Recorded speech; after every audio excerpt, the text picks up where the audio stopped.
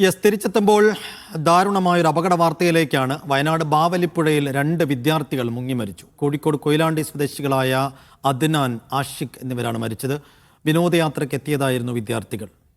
ഫൈസൽ നെടുമ്പാല. ഫൈസൽ, എപ്പോഴാണ് ഈ സംഭവം ഉണ്ടാകുന്നത്? എങ്ങനെയായിരുന്നു?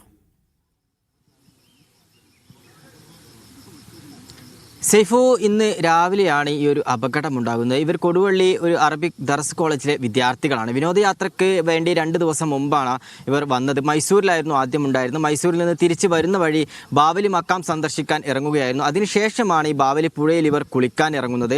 അപ്പോൾ ഇവരുടെ കൂട്ടത്തിലുണ്ടായിരുന്ന മറ്റൊരു വിദ്യാർത്ഥി, മുബഷിർ എന്ന് പറയുന്ന ഒരു വിദ്യാർത്ഥി പുഴയിൽ മുങ്ങുകയും ആ വിദ്യാർത്ഥിയെ രക്ഷിക്കുന്നതിന് വേണ്ടിയിട്ടാണ് ഈ നീന്തൽ അറിയാവുന്ന അദ്നാൻ, ആഷിഖ് എന്നിവർ വെള്ളത്തിലേക്ക് എടുത്ത് ചാടുന്ന ഒരു അവസ്ഥയുണ്ടായത്. അതിനുശേഷം ഈ മുബഷിർ എന്ന് പറയുന്ന വിദ്യാർത്ഥി രക്ഷിക്കുകയും എന്നാൽ ബാക്കി 2 വിദ്യാർത്ഥികൾ പുഴയിൽ അകപ്പെടുകയുമായിരുന്നു. പിന്നീട് നാട്ടുകാരെത്തിയാണ് ഈ വിദ്യാർത്ഥികളെ പുഴയിൽ നിന്ന് പുറത്തെടുത്ത് മാനന്തവാടി മെഡിക്കൽ കോളേജിൽ പ്രവേശിച്ചത്. എന്നാൽ മെഡിക്കൽ കോളേജിൽ എത്തിച്ചെങ്കിലും വിദ്യാർത്ഥികളുടെ ജീവൻ രക്ഷിക്കാനായിട്ടില്ല. സൈഫു. ശരി, ഫൈസൽ നെടുമ്പാലയാണ് വയനാട്ടിൽ നിന്നും വിശദാംശങ്ങൾ നൽകിയത്.